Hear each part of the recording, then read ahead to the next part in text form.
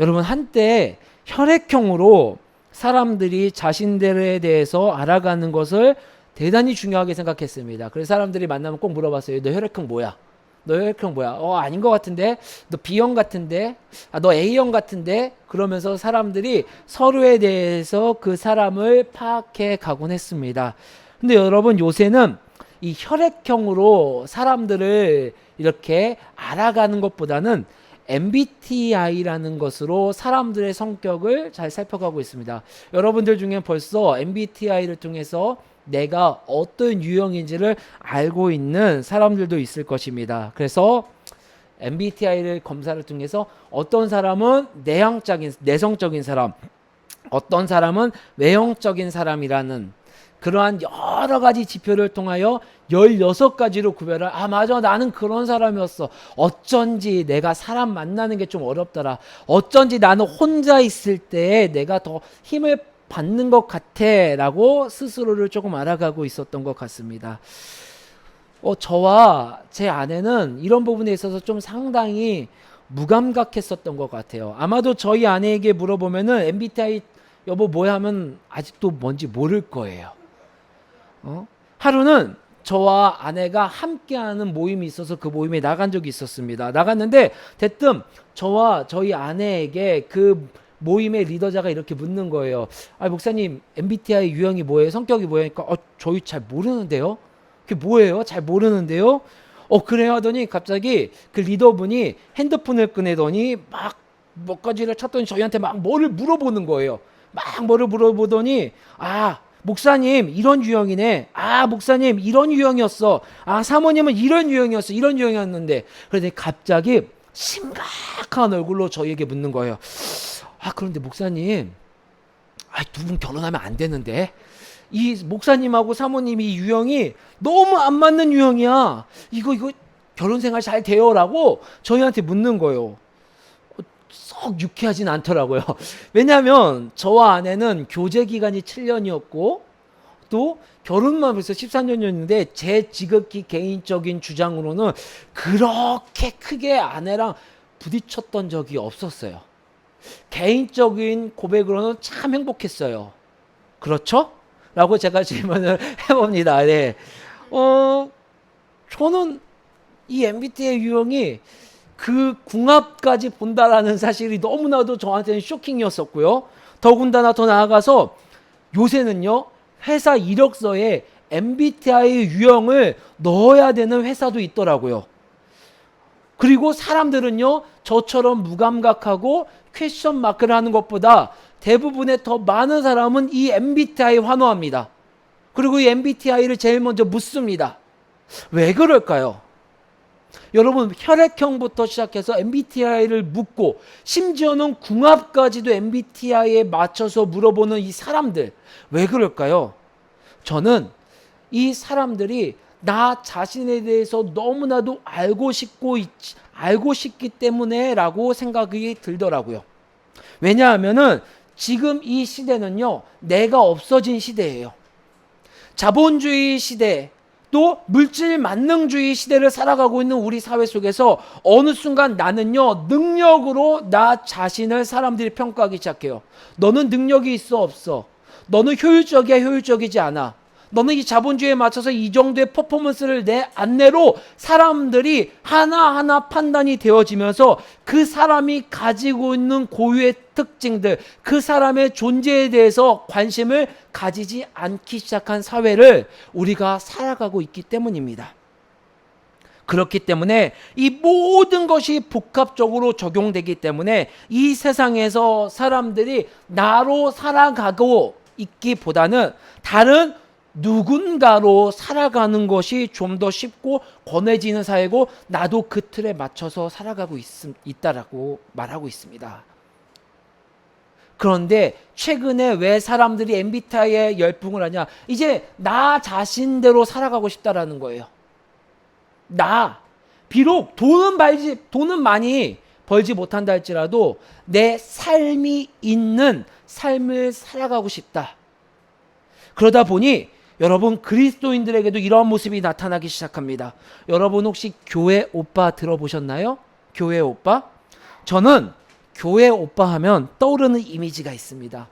기타를 메고 부드러운 음색에 너무나도 차분한 옷을 입고, 그리고 누구에게나 다가와서 살갑게 대해주면서 찬양을 불러주면서 저 오빠 너무 멋져, 저 오빠 너무 좋아 라고 하는 그 이미지가 제 안에는 형성되어 있습니다. 그래서 여러분, 저도 한때는 교회 오빠를 꿈꿨습니다. 부단히도 노력됐습니다. 되지도 않는 기타 손을 잡아가면서 연습을 해봤고요. 되지도 않는 부드러운 모습으로 살갑게 대해보기도 하고요. 그래서 안 되면요, 아니야 너가 잘못된 거야, 너는 교회 오빠가 돼야 돼, 더 노력해, 더 노력해. 안 되면요, 제 자신을 탓했어요. 결국 여러분, 저는 교회 오빠가 되는 것을 포기했습니다. 지금에 와서 생각해보니 그때 그 포기한 선택이 너무나도 아쉽더라고요. 왜냐하면 사람들이 만들어 놓은, 수많은 그리스도인들이 만들어 놓은 교회 오빠의 환상과 원하는 이미지에 제가 굳이 맞출 필요는 없었기 때문입니다.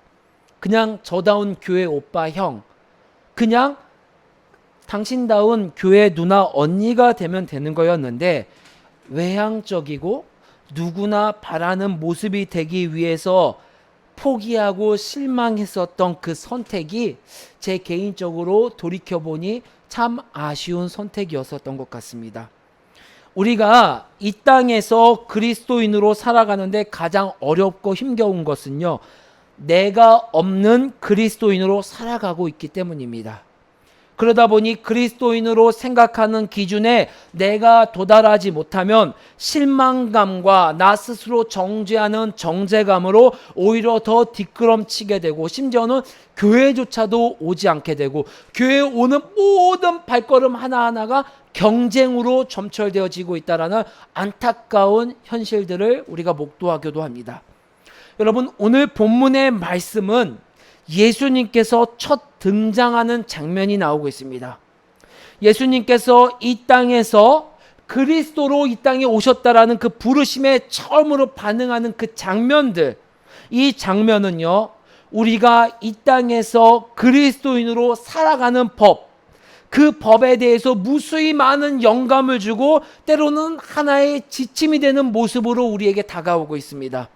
그 방법을 통하여서 이 땅에서 진짜 그리스도인으로 살아가는 자유함과 기쁨을 주시는 놀라운 소식, 그 복음을 마가복음 1장 9절로 13절에서 우리에게 말씀해 주고 있다라는 것입니다. 여러분, 우리가 그리스도인으로 살아가는 첫 번째 걸음은요, 여러분, 나 자신을 먼저 살펴봐야 한다는 거예요. 내가 살아가고 있는 목사, 내가 누구누구의 아빠, 누구누구의 친구, 누구누구의 선생님, 누구누구 강사가 아닌 그냥 하나님께서 이 땅에 나를 창조하시고 이 땅에 오늘 특별히 길과 진리기에 모이게 하신 나라는 사람에 대해서 하나님은 먼저 살펴봐야 된다는 것을 성경은 이야기해 주고 있습니다. 우리 9절부터 11절까지 말씀을 함께 살펴볼까요?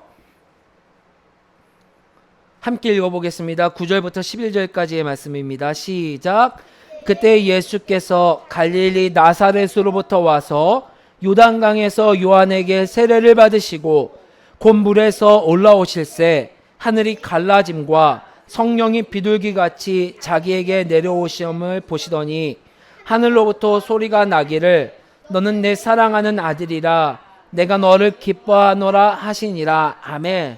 여러분, 생각해 보세요. 마가복음 기자는 우리에게 예수님께서 부르심을 받는 그 장면을 생생하게 묘사해 주고 있어요.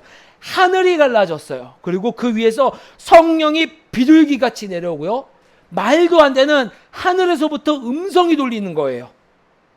여러분, 생각해 보세요. 지금 하늘이 갈라지고 뭔지는 모르지만 성령, 눈에 보이지 않는 그 모습이 비둘기같이 내려오며 음성이 들리는 거예요. 너는 내 사랑하는 아들이다. 내가 너를 기뻐한다. 그런데 여러분, 이 음성을 들은 그 시절로 한번 돌아가 볼까요? 마가복음을 마주하는 누구나 이러한 초자연적인 모습이 와 대단하다라고 생각할 수 있지만, 그 당시에 정작 당시 예수님이 하나님 앞에 만나는 이 모습은요, 지극히 개인적인 모습이었어요. 예수님만이 하늘이 갈라지는 것을 보였고요, 예수님만이 성령이 비둘기같이 내려오는 것을 경험했고요, 예수님만이 은밀하게 하나님의 음성을 듣는 장면이었다는 것을 우리가 기억해야 된다는 것이에요. 이 은밀한 과정 속에서 제일 먼저 한 것은, 제일 먼저 예수님을 통해서 하나님께서 기억하게 하신 것은요, 예수님께서 이 땅에 어떠한 존재로 존재해야 한다는 것을 되새기게 해주셨다는 것이에요. 여러분, 9절 말씀에 예수님이 세례를 받으셨습니다. 여러분 생각해 보세요. 저는요, 이 부분이 제일 이해가 가지 않았어요. 예수님은 신이잖아요, 그리스도잖아요. 근데 왜 세례 요한, 사람한테 세례를 받아야 되죠? 세례라는 것은 우리가 단순하게 생각할 때 좀 더 그 권위가 높고 좀 더 우리가 생각했을 때보다 나보다는 더 높은 사람에게 받는 것이 세례라고 생각이 되어지는데, 그 예수님이 요한에게 세례를 받는다? 저는요, 정말 이해가 되지 않는 성경 구절이었어요. 그런데 자세히 살펴보니 이 부분에 분명한 하나님의 음성이 있고 계획이 있으셨다는 걸 알 수 있습니다. 이에 대해서 마태복음은 이렇게 말하고 있어요. 예수님이 세례받은 사건을요, 하나님의 의를 이루기 위하여 예수님이 신이면서 요한에게 세례를 받았다라고 말하고 있습니다. 그런데 저는 이 부분에 대해서 수많은 학자들이 좀 더 자세히 주석한 내용을 보면서 가장 이 두 가지 말하는 부분이 공감이 되었어요. 첫 번째로는요, 예수님이 굳이 요한에게 나와서 세례를 받은 이유는 예수님은 죄가 없고 완벽하신 하나님이지만 죄 있는 사람과 동일해져서 그들의 죄를 대신 용서받기 위해 이 땅에 사람처럼 요한에게 나와서 세례를 받으셨다는 것입니다. 그래서 고린도 후서에 이렇게 기록이 되어 있어요. 예수님께서 우리와 같은 모습으로 우리를 위하여 이 땅에 오셨다라고 말씀해 주고 있는 것입니다. 또한 세례를 받은 이유는 앞서 말씀드린 것처럼 메시아적인, 제사장처럼 기름 부음 받는 세례를 통하여 메시아적인 이 땅에 오셨다라는 것을 드러내기 위하여 세례를 받았다라는 것입니다. 또 하나 10절 11절 말씀에 성령을 받고 하늘로부터 내 사랑하는 아들이다, 너를 내가 기뻐한다라는 음성을 듣습니다. 여러분, 이 하나님의 아들이라고 하나님 앞에 인정받는 것은요, 비단 오늘 마가복음에서만 나온 건 아니에요. 시편 2편 7절로 9절 말씀에 가장 먼저 또 이 부분에 대해서 자세히 설명이 나왔는데, 시편 2편 7절 말씀에 하나님의 아들이 나오고 하나님의 아들을 통하여서 일어날 사역에 대해서 설명이 되어 있습니다. 하나님의 아들아, 너가 이 땅에 오고 하나님의 아들임을 자각하는 그 순간부터는 이스라엘의 이전과 하나님의 아들이 오기 전과 오고 나서의 사역이 완전히 바뀐다라는 것을 설명해 주고 있습니다. 그동안은요, 하나님의 다스림, 하나님의 나라, 하나님의 통치함을 받는 사람은 단 하나의 민족, 이스라엘 사람이었었습니다. 특별한 경륜을 제외하고는요, 이방인들이 하나님의 다스림과 하나님의 통치 속에서 발견되진 않았습니다. 대부분은 이스라엘 백성들이 하나님께 반응하여 하나님의 보호하심을 받고 하나님께 이끌려가는 이야기가 전부였었습니다. 그런데 시편 2편 7절에 하나님의 아들이 온 이후에는 온 열방이, 이스라엘 백성 말고도 수많은, 우리가 생각했을 때 가나안 민족이 됐건 다른 신을 섬겼건 그 수많은 사람들 역시도 하나님의 다스림, 하나님의 사랑을 받을 수 있는 하나님의 사역의 변화가 일어난다는 것이 시편 2편 7절에서 해주시는 말씀이에요. 이 말씀이 무슨 말씀이십니까? 예수님이 이 땅에 오셔서 하나님의 아들이라는 음성을 듣고 너는 내가 기뻐하는 아들이다, 기뻐하는 존재다 라고 인식을 받고 그 부르심을 듣는 순간 이제 이후로는 수많은 사람들의 편견을 버려야 된다는 것입니다. 온 열방이, 지금 있는 오늘 이 대한민국의 우리에게까지 하나님의 사랑이 공평하게 똑같이 흘려 들어간다라는 사역이 변환되고 확장되어진다라는 그 부르심의 전환을 오늘 제일 먼저 예수님이 오셔서 깨닫게 되신다라는 거예요. 여러분, 그 결과가 어떻게 되었습니까? 예수님의 제자인 베드로를 통하여서요, 사람들이 그동안 들여다보지도 않았던 이방인들에게 다가가 하나님의 말씀을 선포하기 시작했습니다. 바울을 통하여서요, 이방인들에게도 복음을 전하게 되었어요. 여러분, 이전에는요, 상상도 할 수 없었던 사람이에요. 같이 밥을 먹는다니요, 몰래 도망갔습니다. 같은 유대인들에게 들킬까봐. 그랬던 이들에게 이 예수님을 통하여서 예수님의 존재를 다시 한번 되새기는 이 첫 사건을 오늘 우리에게 부어주셨다는 것입니다.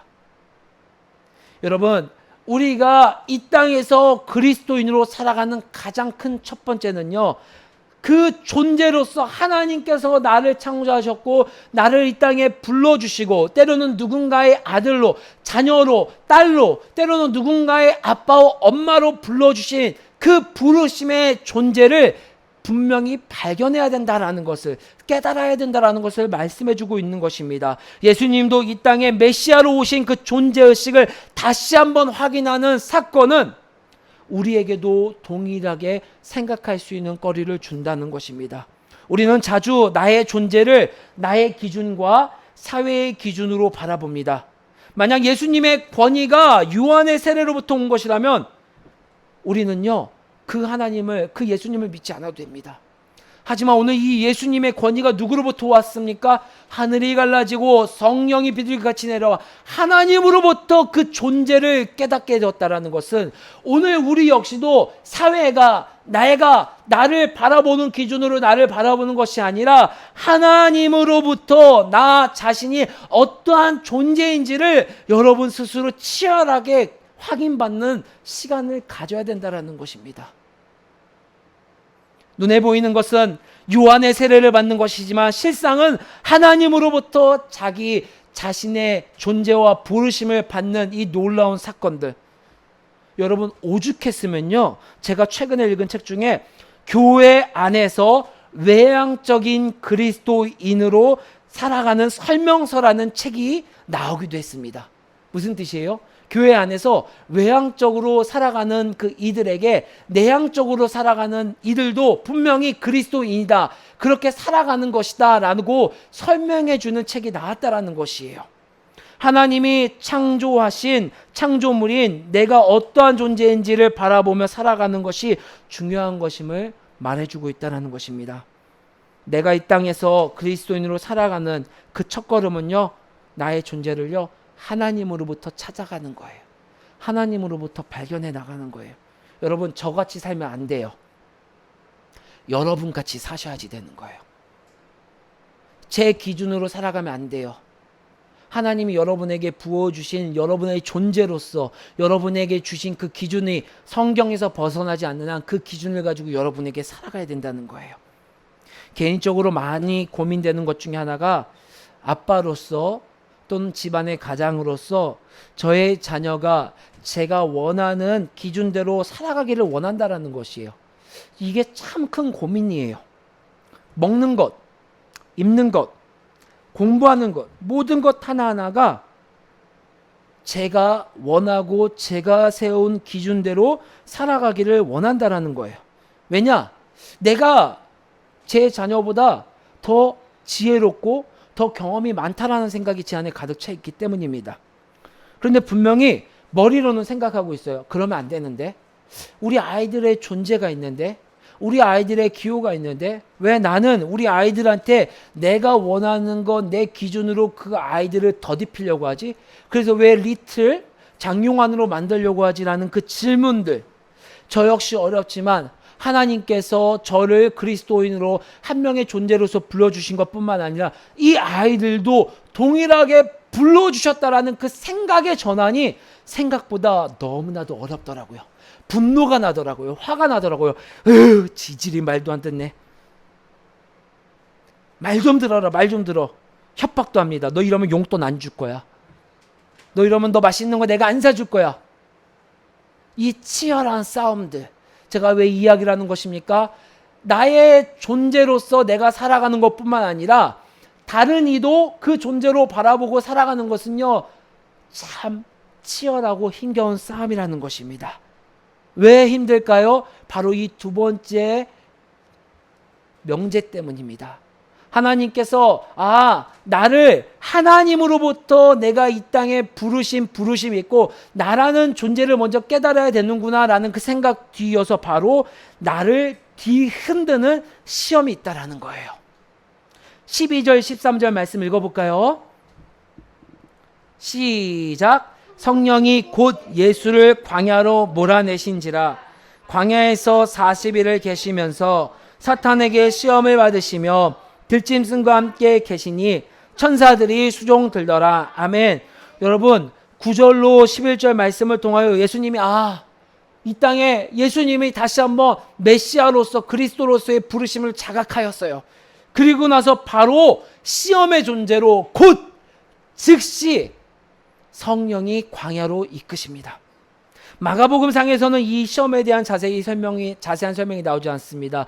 분명히 제가 이 마가복음 강해를 통하여 이 시험에 대해서 자세히 좀 살펴볼 기회가 있을 거라고 생각이 듭니다. 하지만 오늘 이 마가복음서에서는요, 자세한 시험에 대한 내용이 언급되지 않지만 다른 복음서들을 살펴봤을 때 예수님께서 세 가지 시험을 받으셨다라고 말하고 있습니다. 첫 번째로는요, 돌이 떡덩이가 되게 하라. 두 번째는요, 성전 꼭대기에서 떨어져 봐라.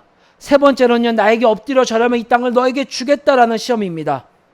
여러분, 왜 이 시험을 주셨을까요? 한 주석서는요, 이 시험에 대하여 두 가지로 말하고 있습니다. 첫 번째로는요, 예수님이 이 땅에 메시아로 오신 존재로 남을 수 있도록 연단하기 위해 이 시험을 주셨다라는 것입니다. 여러분, 먼저 사탄이 하는 역할을 한번 볼까요? 마가복음 8장 33절 보겠습니다. 마가복음 8장 33절의 말씀.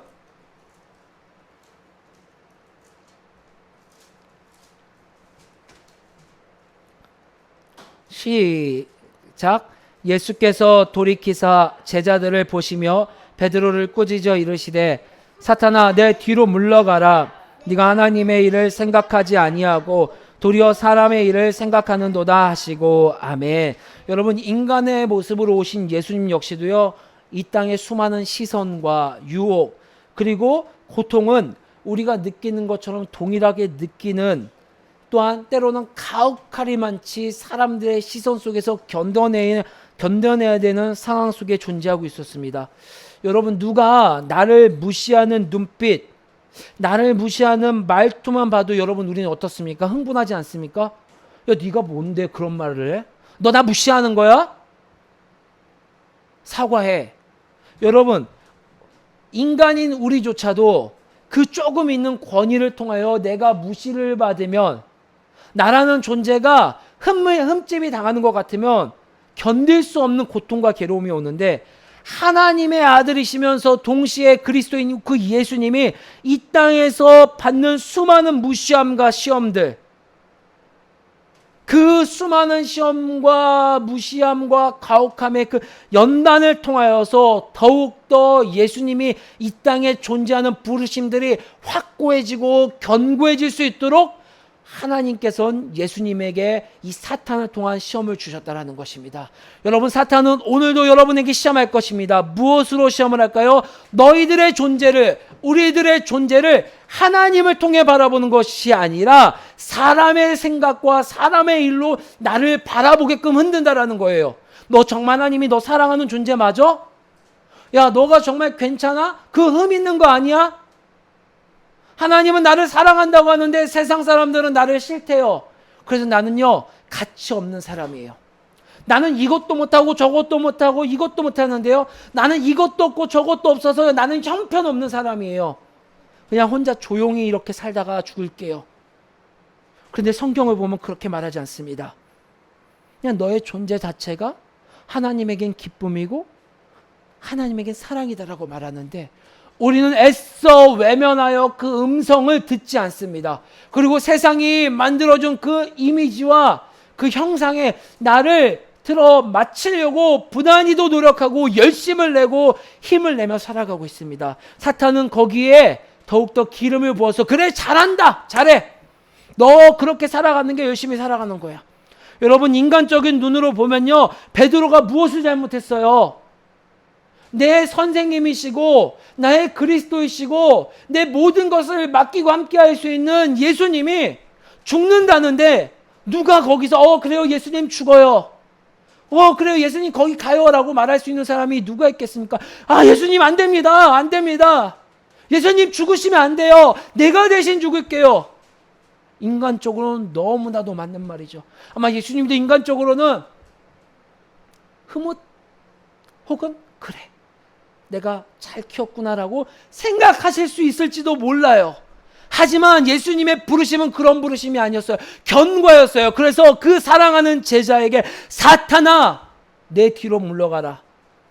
베드로가 사탄이라는 것을 말하는 건 아니겠죠. 이렇게 하나님의 일보다 사람의 일이 앞서고 있는 그 모든 행태들, 하나님이 나를 하나님의 자녀로 불러주신 그 부르짖음보다 사회의 눈과 내 이미지에 맞춰서 살아가는 그 모든 부르짖음에 대한 반응들을 사탄이 우리에게 주는 시험이라는 것, 그 모든 시험들을 나를 연단하기 위함이라는 것.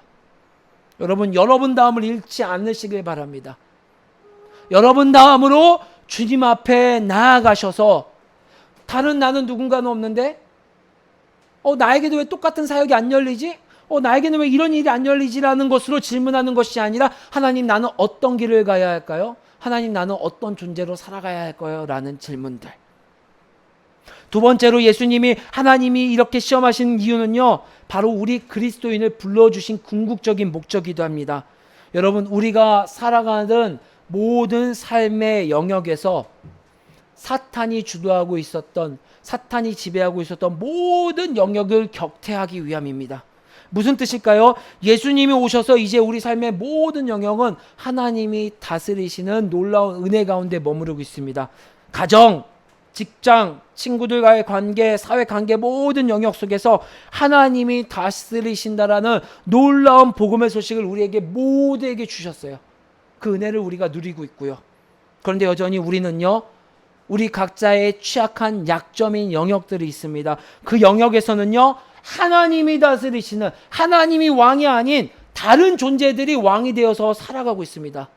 때로는 그 왕이요, 오늘 마가복음 8장 33절의 말씀처럼 사탄처럼 사람의 일을 주관하는 그러한 존재, 생각이 우리의 왕이 될 수도 있고요. 때로는 내가 왕이 되어서 나를 지배하는 영역들이 있습니다. 적어도 교회에서는 우리가 안 그런다고 생각하고 있을지 모르지만 실제 내면을 들어보면 우리 안에서, 이 교회 안에서도 여전히 우리의 왕이 하나님이 아니라 사람의 생각과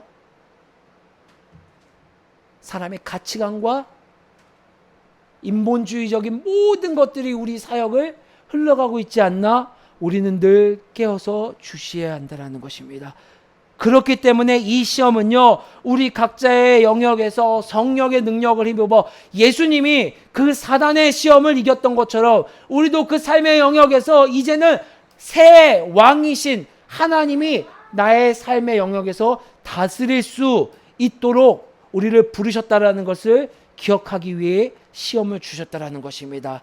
여러분, 그 시험에서 우리가 오늘 졌다 할지라도, 아니 또 내일 졌다 할지라도 그 시험을 포기하지 않길 주의 이름으로 간절히 소망합니다. 우리가 포기하지 않는 한 예수님이 오늘 이 길을 걸으시고 승리하셨던 것처럼 우리 대신 싸워주셔서 우리가 그 모든 것을 맡기고 하나님의 존재로 깨어있는 한 예수님께서 그 승리와 우리와 함께 하신다라는 것을 약속해 주셨다라는 것을 잊지 않길 바랍니다. 여러분, 그런데 이 시험이 참 어려워요. 그렇죠? 참 피하고 싶어요. 고민하고 싶지 않아요. 저는 이야기만 들어도 피하고 싶습니다. 저의 존재와 맞지 않았던 외향적인 교회 오빠를 꿈꾸면서 적당히 타협하고 스스로 괴롭히며 살아가며 교회 안에서 역시 목사님은 영빨이 있어, 역시 목사님은 역시 교회 오빠 같아라는 인싸가 되고 싶기도 합니다. 내 삶의 영역에서 하나님이 다스리시게 하는 그 지루하고 그 인정받지 못하는, 사회에서 인정받지 못하는 그 싸움을 하고 싶지가 않습니다. 저도 인기가 있고 싶습니다. 사회에서 수많은 사람들이 치켜세우고 수많은 사람들에게 인정받는 그런 사람이 되고 싶기도 합니다. 그냥 피하고 살고 싶습니다.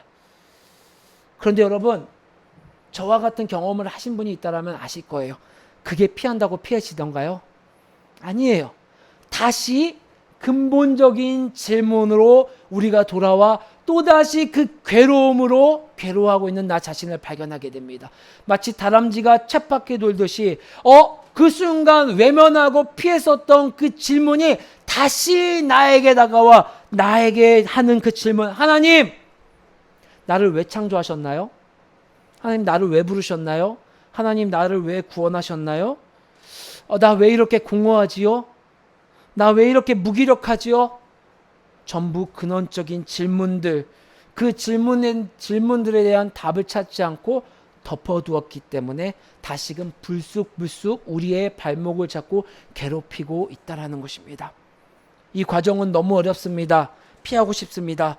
그런데 여러분, 피하셔도 됩니다. 다만 그 피함을 세상에 피하는 것이 아니라 우리 주님께 피하라 성경은 우리에게 이야기하고 있습니다. 왜 예수님이 오셨나요? 왜 예수님이 인간과 같은 몸으로 오셔서 동일한 과정을 겪고 인간의 힘으로는 피하고 싶고 이길 수 없는 그 싸움을 우리에게 굳이 하라고 미시는 것일까요? 전부 이 싸움 뒤에 있는 우리에게 근원적인 기쁨과 부르심에 대한 확신 때문입니다. 제가 가장 좋아하고 제가 가장 붙들고 있는 말씀 중에 한 구절을 우리가 읽고 말씀을 마쳤으면 좋겠습니다. 고린도후서 5장 21절의 말씀입니다. 고린도후서 5장 21절의 말씀 같이 읽겠습니다. 고린도후서 5장 21절의 말씀 시작. 하나님이 죄를 알지도 못하신 이를 우리를 대신하여 죄로 삼으신 것은 우리로 하여금 그 안에서 하나님의 의가 되게 하려 하심이라. 아멘. 굳이 예수님이 요한에게 세례를 받지 않으셨어도 됐습니다. 굳이 예수님이 수많은 그 무거운 죄 때문에 십자가에 못 박히지 않으셔도 됐습니다. 그럼에도 불구하고 이 땅에 인간의 몸으로 오셔서 그 죄 많은 인간과 같이 인간이 받아야 할 그 모든 희생과 대가를 예수님께서 대신 받으셨고 승리하시는 모습을 보여주신 것은 우리로 하여금 그 승리하신 예수님 안에서 하나님의 의가 되게 하기 위함이라고 말씀해 주시고 있는 것입니다. 여러분, 내가 싸우면 질 수밖에 없습니다. 내가 나의 존재를 발견하려고 하면 그 존재는 나를 둘러싸고 나를 형성한 그 문화적인 모습이 내가 될 수밖에 없습니다. 나를 발견하는 것도 싸우는 모든 것도 내가 아니라 하나님께 맡기셔야 된다는 것을 성경은 오늘 이야기해주고 있는 것입니다. 예수님의 모습을 통하여 예수님조차도 하나님을 통하여 그 부르심을 확증받은 것처럼 우리에게도 성경은 이야기하고 있는 것입니다. 우리가 이 땅에서 그리스도인으로 살아가는 거 너무 어렵습니다. 그렇기 때문에 은밀히 하나님과의 시간을 가지십시오. 그래서 여러분의 존재를 하나님이 예수님에게 너는 내 사랑하는 아들이다, 내가 너를 기뻐한다라는 그 음성을 은밀하게 들으셨던 것처럼 여러분도 여러분 스스로 하나님 앞에 1대1로 은밀히 들으셔야 된다는 것입니다. 그때 여러분 삶의 자리에서 그리스도인으로서 살아가는 그 가치와 그리스도인으로서의 모든 시험에 하나님의 도우심으로 승리할 수 있다는 것을 마가복음 서두에서 성경은 우리에게 이야기하고 있는 것입니다. 그리스도인으로 살아가는 법, 여러분 그 방법, 기도 아무리 껍데기로 기도해봤자 여러분이 그리스도인으로 살아갈 수 없습니다. 누군가가 만들어준 그리스도인, 어떠한 대상으로 흠모하는 그리스도인으로서 기도해도 여러분은 그 시험과 여정에서 이겨낼 수 없습니다. 여러분으로서 기도하고 여러분으로서 나로서 하나님의 음성을 듣고 부르심을 확증받을 때 여러분 이 땅에서 그리스도인으로서 승리하고 살아갈 수 있다는 것을 성경은 이야기해 주고 있습니다. 그러한 내가 될 수 있기를, 그러한 나를 발견하는 마가복음의 수많은 강해들을 통하여서 여러분다움을, 하나님이 여러분을 불러주신 그 목적을, 사랑을 누릴 수 있는 여러분들이 될 수 있기를 주의 이름으로 간절히 소망합니다.